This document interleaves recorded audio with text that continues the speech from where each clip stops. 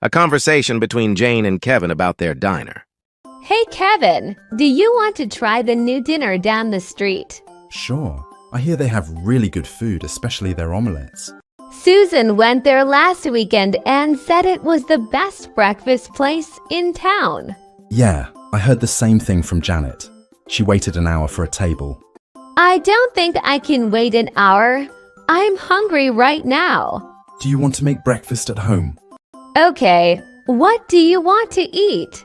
I'd like a ham and cheese omelette. That sounds good. Do we have all the ingredients?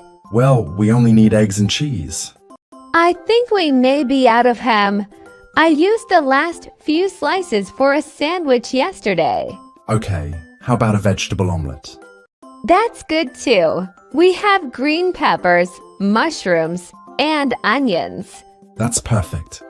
Great. I'll brew some coffee and you make the omelet. I don't know how to make an omelette.